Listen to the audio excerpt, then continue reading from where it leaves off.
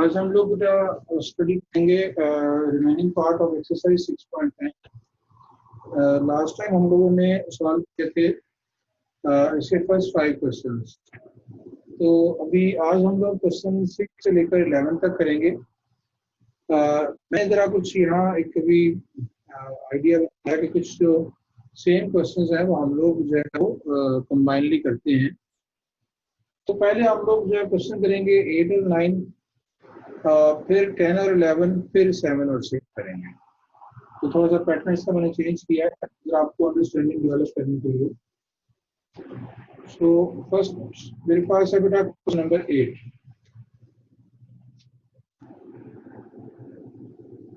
Question number 8 को आप सबको मेरी आवाज आ रही है बेटा? ईमान, आवाज आ रही है बेटा मेरी? माइक ऑन कीजिएगा अपना। Yes sir. Okay, question number 8 है बेटा। अपनी पे देख सकते हैं कि it says bought 3 kilograms melons and 4 kilogram mangoes for rupees 470। अब इसमें आपके पास मेलन्स हैं और मैंगोज हैं। आप लेट्स सपोज कि आप मेलन्स को एक्स से रिप्रेजेंट कर लें और जो मैंगोज है उसको वाई से रिप्रेजेंट कर लें। इसलिए भी लेट एक्स रिप्रेजेंट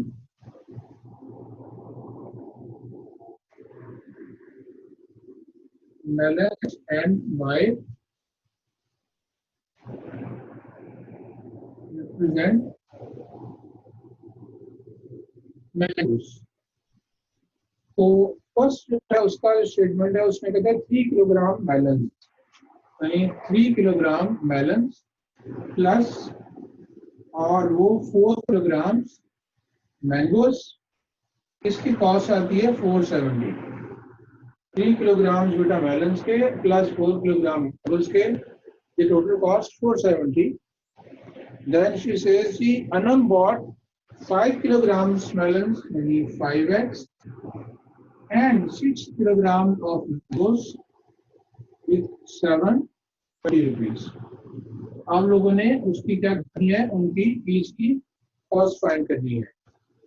तो मैं आप लोगों को बेटा ऑलरेडी क्वेश्चन इसका अपने सॉल्व करना है। जस्ट साइमल्टेनियस इक्वेशंस आप लोगों ने 6.9 में सीखी हैं। आप लोग इसको खुद से सॉल्व कर सकते हैं।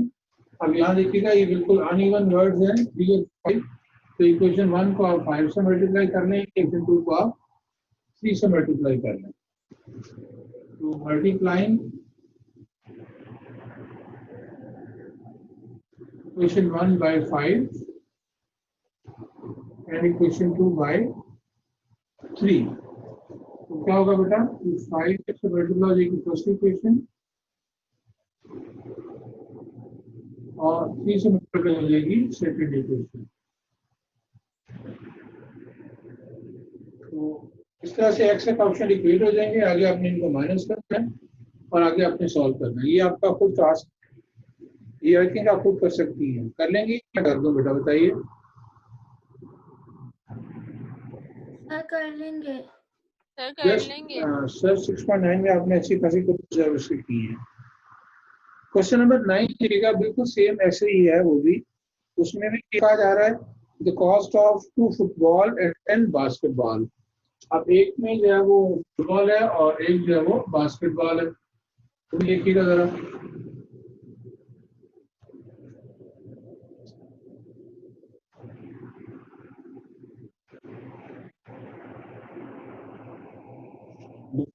सेम बिल्कुल इसी तरह का इजी क्वेश्चन है। Question number 9।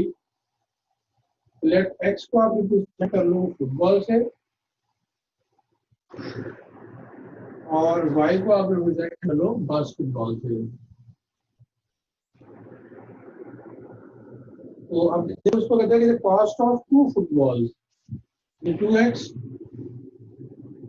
plus 10 basketballs 10y, that is cost 2300, and cost of 7 footballs is 7x and 5 basketball 5y, that cost 2650। इसमें भी ऐसा ही है कि आपको ने इसकी जो है वो फाइंड करनी है प्राइस ऑफ ईच, यानी आप फुटबॉल की प्राइस फाइंड करनी है और आप लोगों ने बास्केटबॉल की प्राइस फाइंड करनी है। ये भी बिल्कुल वैसे ही है कि आप ऑप्शन इक्वेट करेंगे यहाँ भी बिल्कुल just like in question number 1। तो मेरे में आइडिया यहाँ y को इक्वेट कर लेते हैं, अगर y को इस 2 से मल्टीप्लाई करेंगे तो ऑटोमेटिकली ये सेम हो जाएगा। तो बजाय इसके आप x को इक्वेट करके लंबे काम की तरफ जाओ, ये काम कर लो, मल्टीप्लाइंग इक्वेशन 2 बाय 2, तो कितना हो जाएगा 2 into plus 5y is equal to 2650, तो 14x प्लस y, इसको मल्टीप्लाई करने के लिए क्या देगा जी, 2650 मल्टीप्लाई बाय 2 क्या देगा 5300। सर हम इक्वेशन 1 को भी 7 से मल्टीप्लाई नहीं करेंगे? मैंने यहाँ y का इक्वेट कर लिया है। Okay sir. अगर x को करना है तो फिर 7 को फर्स्ट इक्वेशन से और 2 को सेकंड इक्वेशन से, वो भी कर सकते हैं, पर लंबा हो जाएगा काम। फिर दिमाग में देखो ना, ये 10 है, ये 5 है, 5 को खाली 2 से करेंगे तो 5 को हो जाएगा, तो ऐसे परेशान होने की जरूरत नहीं है, दिमाग में डाल लिया बस। इक्वेशन 1 इसके नीचे लिखने आप 2x plus 10y is equal to 2300। वैसे भी कर लें, वैसे भी सॉल्व कर बेटा, कोई मसला नहीं है। तो इसके लिए अब मैं इसको सेपरेट कर रहा हूँ।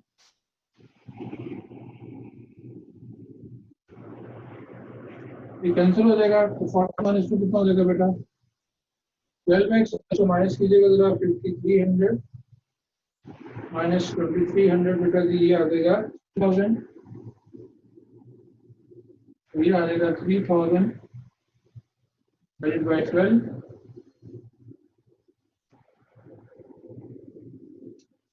ये आ जाएगा 250। इसका मतलब है कि जो आपके पास फुटबॉल की प्राइस आई है वो 250 है। अब इसको इक्वेशन 1 में पुट कर लें तो आप बास्केटबॉल की प्राइस भी निकाल सकते हैं। ठीक है, निकाल लेंगे ये बेटा।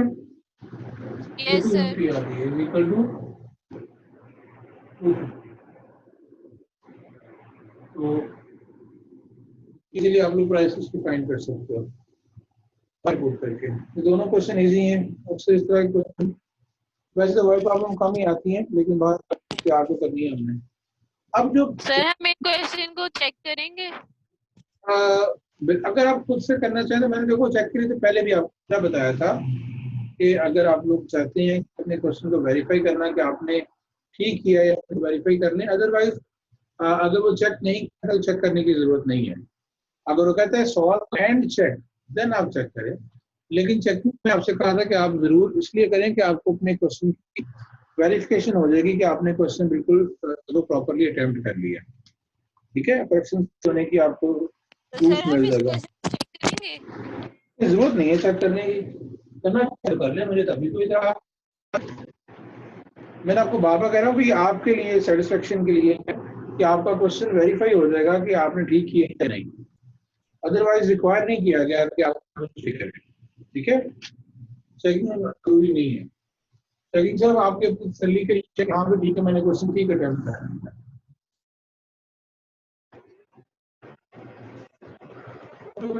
नेक्स्ट हम लोग क्वेश्चन शुरू होते हैं, ये थोड़ा ट्रिकी है, आप समझते हैं। क्वेश्चन नंबर 10 देखिएगा, कहता है बेटा कि फ्रैक्शन, अब ये बात होती है फ्रैक्शन की, और फ्रैक्शन हमेशा हमारे पास होता है करूंगा नंबर 10 में लेफ्ट फ्रैक्शन ओवर वाई। अब ये फ्रैक्शन है एक्स ओवर वाई की, देखिएगा देखो इसमें जो एक्स न्यूमिनेटर है और जो वाई है वो डिनोमिनेटर है, x numerator and y is denominator. तो क्वेश्चन कह रहा है बेटा कि if the denominator and denominator of a fraction are increased by 1, अब ये फर्स्ट कंडीशन आप लिखते हैं अकॉर्डिंग टू कंडीशन,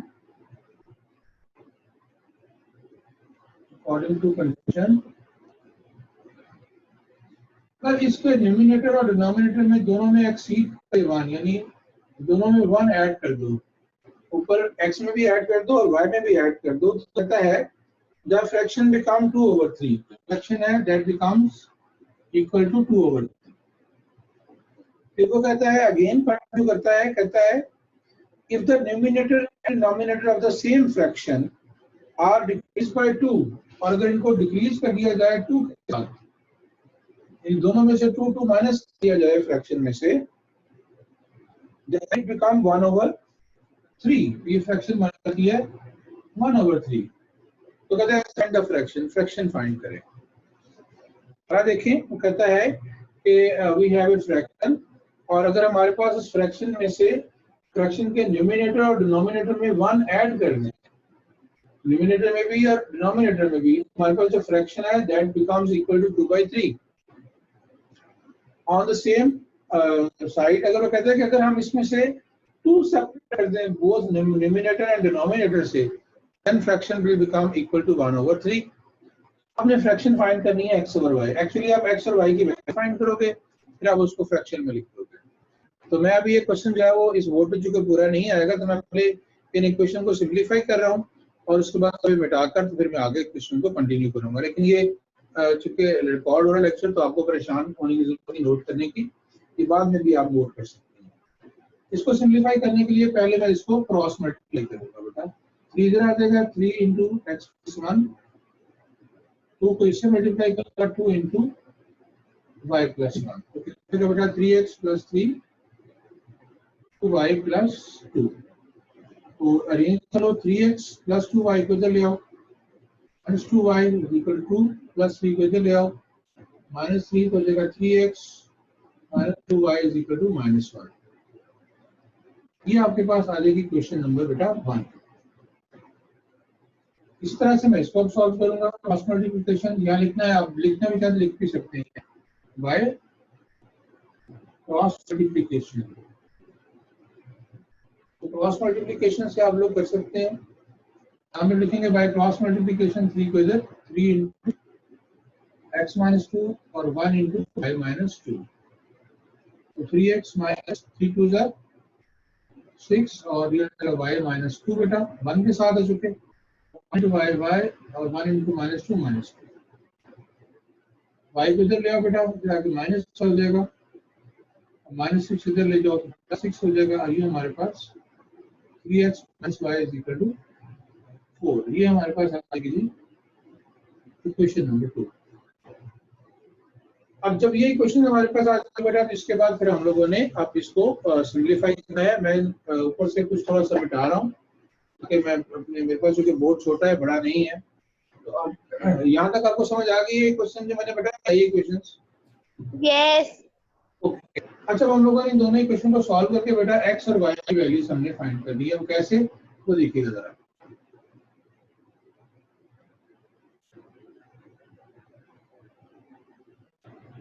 मैं इन्हीं क्वेश्चंस को अब नीचे जो है वो दोबारा लिख देता हूँ बेटा कि 3x minus 2y is equal to -1 और 3x minus y is equal to 4। ये दोनों इक्वेशन जो मैंने बनाई हुई मैंने यहाँ दोबारा से लिखी। इसको सॉल्व करने के लिए देखो मैं क्या कर रहा हूँ, दोनों के 3 के कोएफिशिएंट सेम है, मैं जस्ट इनको सब्ट्रैक्ट कर लेता हूँ। मैं लिखूंगा सब्ट्रैक्टिंग, साइन प्लस है माइनस, ये माइनस है तो प्लस, ये प्लस है तो माइनस, ठीक है। -2y प्लस y बेटा हो जाएगा -y और -1 माइनस हो जाएगा -5, माइनस दोनों से cancel, y is equal to 5 और मैं इसको पुट कर दूंगा, put y is equal to 5 in equation 1, ताकि मेरे पास जो है x की वैल्यू भी आ जाए।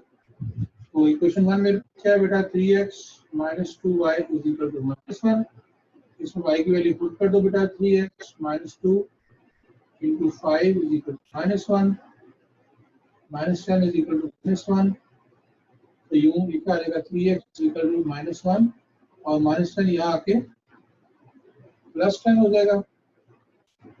उसके बाद बेटा 3x से आ जाएगा, 3x will be equal to 9 और x इज इक्वल टू 9/3। इधर 3 मल्टीप्लाई हो रहा है, इधर आता है डिवाइड कैंसलेशन और x is equal to 3। x और y दोनों आ गए, लेकिन मुझे फाइंड की फ्रैक्शन, क्योंकि क्वेश्चन में कहा गया फाइंड द फ्रैक्शन। तो फ्रैक्शन क्या थी हमारे पास, लेट क्यू बेटा x/y। तो आप फ्रैक्शन में x की जगह x की वैल्यू लिखो, t/y की वैल्यू 5। ये आपका आंसर है। जो हमारी फ्रैक्शन है वो 3/5। जी बेटा समझ आ गया आप लोगों को? यस। Yes sir. अच्छा ओके, अब नेक्स्ट जो क्वेश्चन है बेटा उसकी मैं सिर्फ इक्वेशन बना के दूंगा लोगों को, आगे सॉल्व आप लोगों ने खुद करना है, क्योंकि आपने अच्छे से मैंने प्रैक्टिस आप लोगों की करवा दी है इक्वेशन को सॉल्व करने की। और जो नेक्स्ट टॉपिक हमारा नेक्स्ट अब जो परसों लेक्चर होगा वो बहुत इंपॉर्टेंट टॉपिक हमारा शुरू हो रहा है, एलिमिनेशन का, और उसको बहुत अच्छी तरह से समझना। तो आपको समझ आ पाएगा जब आपकी ये 6.9 बहुत अच्छी तैयार हुई हो। 6.9 को अच्छे से तैयार करें, जो आपके पास जो 1-2 दिन है। Okay sir. अच्छा अब देखिएगा नेक्स्ट क्वेश्चन बेटा, पीपीटी मैंने कुछ क्वेश्चन को मोस्टली कर दिए हैं, बाकी आपको वीडियो लेक्चर में मिल जाएंगे इंशाल्लाह। क्वेश्चन नंबर 11 देखिएगा बेटा, यहाँ पे वही क्वेश्चन वही है, फ्रैक्शन थोड़ी सी वर्डिंग चेंज हो गई है। कहते हैं कि if the numerator and denominator of a fraction are decreased by 1, तो पहले तो हम लोग वही बात करते हैं कि let the fraction B x/y। अब वो क्या कह रहा है जी, देखिएगा दोबारा से मैं बोल रहा हूं, if the numerator and denominator of a fraction are decreased by 1, चलो डिक्रीज बाय 1 कर लेते हैं हम अकॉर्डिंग टू कंडीशन। तो इसमें डिक्रीज बाय 1 कर दो बेटा। तो क्या कह रहा है जी कि द फ्रैक्शन बिकम्स 1/2, ये 1/2 बन जाती है। और फिर वो कहता है आगे further, if the numerator and denominator of the same fraction are decrease by 3, और डिक्रीज बाय 3 कर दें अगर, यानी x-3/y-3, तो देन क्या होगा बेटा, इट बिकम्स 1/4। और सेम क्वेश्चन है, हम लोगों ने यहाँ भी फ्रैक्शन फाइंड करनी है। मैं आपके आसानी के लिए क्वेश्चन बना देता हूँ, फिर बाद में आप इसको सॉल्व कर लीजिए। क्रॉस मल्टीप्लाई यहाँ लिखेंगे, क्रॉस मल्टीप्लीकेशन। तो हमेशा बड़े नंबर को कर लेते हैं बेटा, पहले 2 को इसे कर लेते हैं, 2 × x-1, और फिर इसको इसके साथ 1 × y-1, इसको सिंप्लीफाई करते हैं, 2x-2 और ये y-1, y को इधर ले आओ, -2 को इधर ले आओ, तो ये 2x - y = 1। ये आ जाएगी आपके पास equation number 1। On the other hand बेटा, अगर आप इसको सिंप्लीफाई करो तो क्रॉस मल्टीप्लाई करें इसको इसके साथ, 4 × x-3, इसके साथ 1 × y-3, सिंप्लीफाई करें, 1 × y और 1 × -3, प्लस 5 को इधर ले आए, -5, -12 को इधर ले जाएं, u4x - y = 9। यह क्वेश्चन नंबर 2 आपके पास। तो अब इसके बाद आई थिंक कि ऑलरेडी y के कोएफिशिएंट सेम है। अब जब इसको सब्ट्रैक्ट करोगे तो y कैंसिल हो जाएगा और x आ जाएगा, और फिर वैसे जिसका भी मैंने पिछले क्वेश्चन में आपको करवाया आप कर लेंगे। इसमें y के कोएफिशिएंट ऑलरेडी सेम आते हैं, बस जस्ट आपने सब्ट्रैक्ट करना है। तो एक साथ चेंज हो जाएगा और कैंसिलेशन होके x की वैल्यू आ जाएगी, और उसको 1 पुट करके y की वैल्यू निकाल लेनी है। कर दो बेटा, या कर लोगे आप लोग? सर कर लेंगे। मानूर आप बेटा, ईमान कर लेंगे सर। सर कर लेंगे, सर कर चलो। लेंगे। चलो गुड हो गया। अच्छा अब हम लोग भी चलते हैं, ये जो पिछला क्वेश्चन मैंने 2 क्वेश्चन अभी ड्रॉप किए थे उसकी तरफ आ जाते हैं। पहले आते हैं क्वेश्चन नंबर 7 की तरफ। तो जस्ट बिल्कुल अभी फ्रैक्शन के जो क्वेश्चन किए हैं उससे से मैच कर रहा है। अच्छा अब यहाँ देखिएगा क्वेश्चन नंबर 7 में मैं अभी यहाँ फ्रैक्शन लिखी रहने देता हूँ तो समझाने के लिए जरा। अच्छा देखो बेटा, हम लोगों ने जो फ्रैक्शन यहाँ पढ़ी है उसमें न्यूमिनेटर आपके पास x है और डिनोमिनेटर आपके पास y है। तो क्वेश्चन जरा पढ़िएगा जरा, इसमें कहता है is 5 more than the numerator। अब यहाँ वो फ्रैक्शन की बात नहीं कर रहा है, जनरली बात कर रहा है न्यूमिनेटर की और डिनोमिनेटर की। तो न्यूमिनेटर हमारे पास यहाँ x है और डिनोमिनेटर हमारे पास यहाँ y है। अब हम लोगों ने इनको इंडिपेंडेंटली हम लोगों ने स्टडी करना है। तो चूंकि वो इंडिपेंडेंट बात कर रहा है बेटा, तो हम लोग वो कह रहे हैं कि डिनोमिनेटर ऑफ ए फ्रैक्शन, ये डिनोमिनेटर है ये y, that is equal to, क्या कहते हैं बेटा, the denominator of fraction is 5 more than the numerator. This is equal to 5 more than numerator से 5 ज्यादा है, न्यूमिनेटर 5 ज्यादा है। तो आप लोग को यहाँ कुछ है,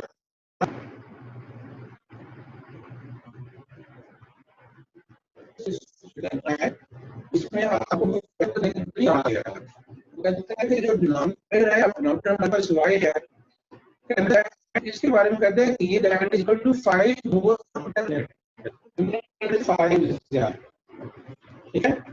उसके बाद चलो इस वाली क्वेश्चन हम कर लेते हैं। एक्स को इधर लाओ, एक्स नेगेटिव हो जाएगा, वन ले जाओ इधर ले जाओ, फिर इधर कितना आएगा माइनस, ये हो जाएगा एक्स, वाई इधर हो जाएगा -5। मैं थोड़ा सा ये करता हूं, स्ट्रेस और -5 इधर लिख देता हूं। ये मेरे पास पहली क्वेश्चन बन जाएगी, x - y = 5। अब ओके, आगे फर्दर क्वेश्चन को करते हैं। But if you check from the numerator and denominator of the fraction, अब यहाँ फ्रैक्शन की बात कर रहा है। अगर हम फ्रैक्शन में के न्यूमिनेटर और डिनोमिनेटर में से 2 को माइनस करें, तो फ्रैक्शन हमारे पास थी x ओवर y, इसके न्यूमिनेटर में से भी 2 माइनस करें और डिनोमिनेटर में से भी 2 माइनस करें, तो 1/6। तो हमारे पास जो फ्रैक्शन आती है वो 1/6। यहाँ भी आप लोगों ने फ्रैक्शन की फाइंड करनी है। पहली कंडीशन दूसरी कंडीशन जैसे आप लोगों की पढ़ी है, अगर हम 2 को सब्ट्रैक्ट कर देते हैं तो 1/6 बन जाती है। ऑलरेडी एक ही क्वेश्चन हमारे पास है, दूसरी क्वेश्चन हमारे पास यहाँ से आएगी। अगर हम इसको सिम्प्लीफाई करेंगे तो पहले हम इसको सिम्प्लीफाई कर लेते हैं by cross multiplication. 6 into x minus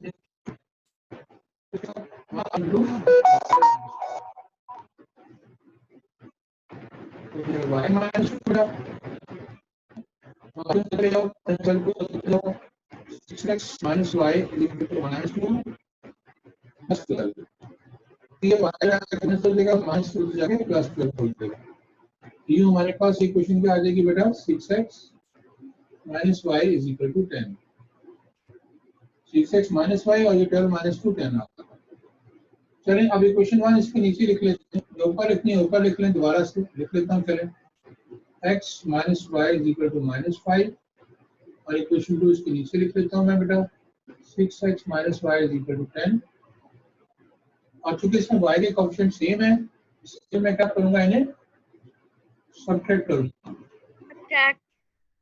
ये प्लस है तो माइनस, ये भी माइनस है तो प्लस, ये प्लस तो माइनस। तो बेटा ये माइनस से प्लस y कैंसिल हो जाएगा और ये 1 - 6 हो जाएगा -5x और -5 -10 हो जाएगा -15। तो x की वैल्यू हो जाएगी -15 और -5, माइनस माइनस से कैंसिल, ये x की वैल्यू आपके पास आ जाएगी 3। इसको पुट कर देता हूँ मैं 1 के अंदर, और 1 क्या है, x - y = -5 और यहाँ x की वैल्यू क्या आ जाएगी आपके पास 3 आ जाएगी बेटा। तो यहाँ लिखते हैं 4x = 3, तो 3 - y = -5। तो चलो अब 3 को इधर ले जाओ, -y = -5 -3, तो यूं -y कितना आ जाएगा बेटा, -8 और -5 जो तो उससे कैंसिल हो जाएगा। दिस इंप्लाइज दैट y की वैल्यू आ जाएगी आपके पास 8। और चूंकि आपको फ्रैक्शन फाइंड करनी है तो मैं अभी वैसे तो मुझे लिखना है, मैं जरा इसी को इस्तेमाल कर रहा हूँ, जगह मेरे पास कम है। फ्रैक्शन जो है हमारे पास x ओवर y थी बेटा, तो हमारे पास जो फ्रैक्शन आएगा क्या लिखेंगे, द फ्रैक्शन विल बी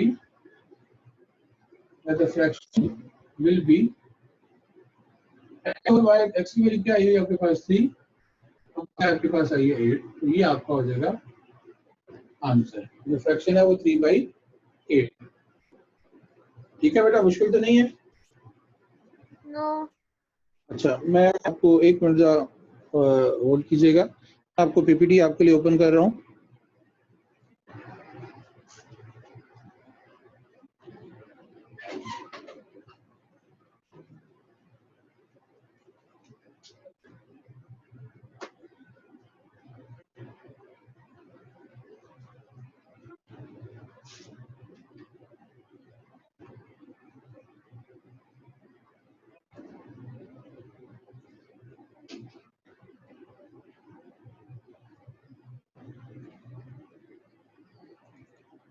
अच्छा बेटा, इसको आप देखिएगा जरा।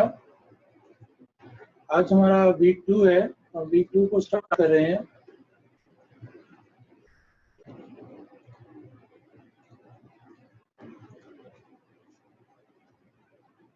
तो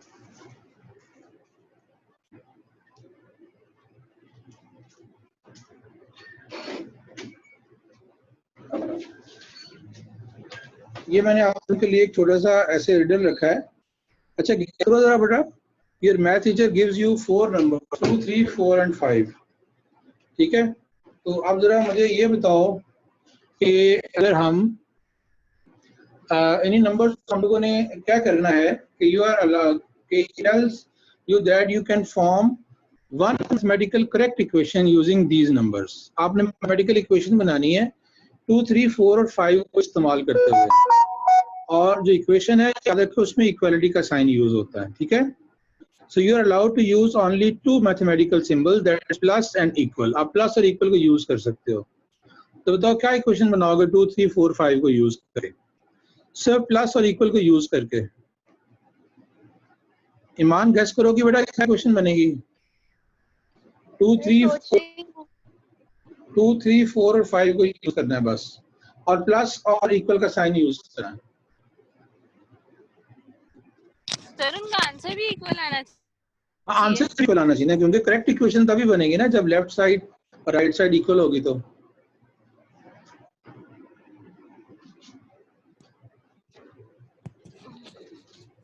हाँ जी आगे। सर आपने इक्वेशन ऊपर बना के तो दी हुई है। सर आंसर भी 7 ही आया दोनों तरफ। मैंने इसीलिए बस सर आपसे तो इशारत कर रहा था कि देखो मला कौन कौन ज्यादा बाहर आने लगता है, ऊपर देख लिया है बेटा। टॉप पे इसका आंसर लिखा हुआ मैंने 2 + 5 = 3। कोई बात जस्ट फॉर फन बेटा, आप लोग जब दिमाग का इस्तेमाल करें, देखते कौन कनेक्टेड है। अच्छा चलें आगे चलते हैं बेटा। हम लोग ये हमारी इसकी अपनी एग्जांपल सॉल्व करनी है, और आफ्टर दैट बेटा ये क्वेश्चन मैंने आपको अभी क्वेश्चन 6 नहीं करवाया, वो यही अभी करवाने लगा हूँ। ये देखो बेटा, हमारे पास एक क्वेश्चन है कि वैसे पहले बाकी देखा है फिर हम इसको करते हैं। ये हम लोगों ने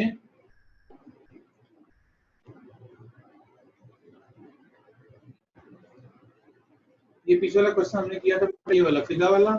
ये मैंने आपको क्वेश्चन नंबर 8 भी करवा दिया है, 7 इसमें नहीं है, मैंने 7 आपको लेक्चर में करवा दिया है। ये क्वेश्चन नंबर 8 है। 9 मैंने आपको बुक पे करवा दिया है। ये क्वेश्चन नंबर 10 भी कंप्लीट सॉल्व हुआ हुआ, जो भी आपके सामने जो है वो मैंने पीछे सारे सॉल्व करवा दिए हैं आपको। तो ये क्वेश्चन जो रह गया एक, ये अभी आपको करवाने जा रहा हूँ, ये वाला। ये बड़ा इंटरेस्टिंग क्वेश्चन है और मैं इसको एक ही गो में करना चाह रहा हूँ। क्वेश्चन है कि 5 years ago Hassan's age was 7 times of Shakil's age। ये दो लोग हैं, एक हसन है और एक शकील है। तो 5 साल पहले की बात हम करेंगे कि 5 साल पहले क्या था। कि क्या था बेटा, जो हसन की एज थी वो शकील की एज का 7 टाइम्स थी। यानी शकील की एज को अगर 7 से मल्टीप्लाई करेंगे तो हसन की एज बनेगी। तो हम लोगों ने सबसे पहले काम तो ये करना है कि एट प्रेजेंट देखना है कि उनकी इस वक्त मौजूदा उम्रें क्या है। तो जो उनकी करंट एज इस वक्त बेटा वो एस की एज है x ईयर्स, स्कील एज है y ईयर। ये आप देख रहे हो सोल्यूशन में साथ मैंने लिखा है पहले एट प्रेजेंट कि मौजूदा एजेस क्या है। ये हमने मौजूदा एजेस इनकी लेट कर ली है, एसन की एज x ईयर्स और स्कील की एज y ईयर्स। अब अगर हम क्वेश्चन के मुताबिक 5 इयर्स एगो की बात करते हैं, 5 साल पहले, तो अगर हम 5 इयर्स एगो चले जाते हैं बैक साइड पे बेटा, एसन की एज क्या होगी? एसन की प्रेजेंट x है तो 5 साल पहले होगी x - 5। इसी तरह जो शकील है वो 5 साल पहले कितना होगा बड़ा? अगर करंट 5 है तो 5 साल पहले स्कील की एज होगी y - 5।